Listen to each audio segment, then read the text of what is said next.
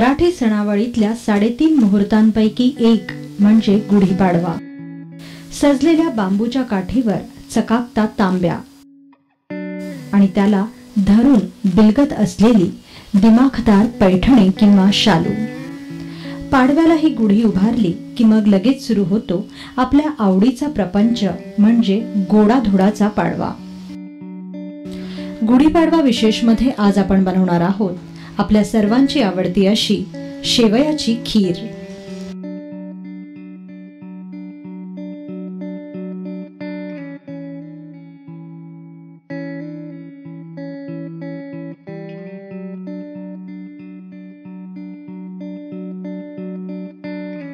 शेवयाची खीर बनवण्यासाठी आपल्याला लागेल 1 कप कच्च्या शेवया, 1.5 कप दूध, 4 ते 5 चमचे साखर, अर्धा चमचा वेलची पूड, आवडीप्रमाणे सुकामेवा, 2 चमचे साजूक तूप आणि चिमूटभर मीठ। सर्वप्रथम पॅन मध्ये तूप तापवायला ठेवा। तापलेल्या तुपात सुकामेवा परतून घ्या।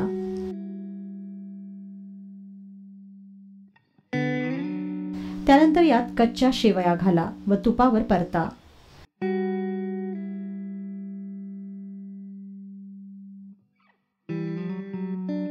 मध्यम आचेवर या कच्च्या शेवया 2 मिनिटे परता।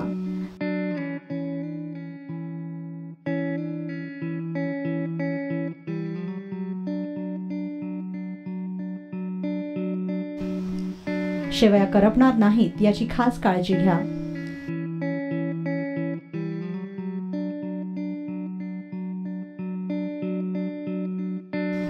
2 मिनिटे भाजल्यानंतर या शेवयात चिमूटभर मीठ घाला आणि वरून यात दूध घाला।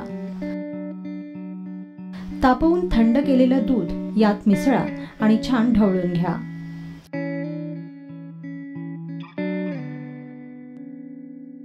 व साखर घालून ढवळून घ्या।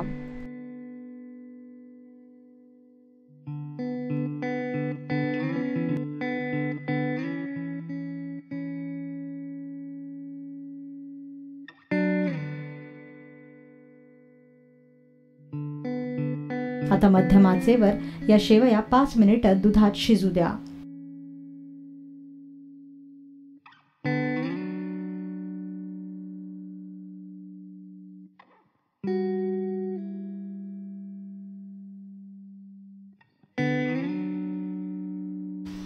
साधारणतः 5 मिनिटांनी खिरीमध्ये वेलची पूड घाला व एक उकळ काढा।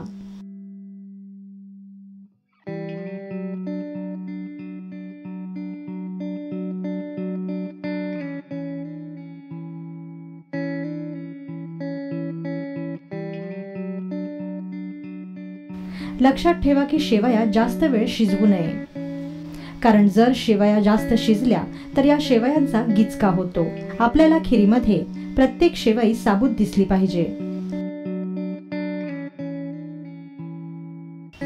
तयार झाली प्रत्येक सणाला हवीहवीशी वाटणारी आणि झटपट तयार होणारी तुमची आमची आवडती अशी शेवयाची खीर।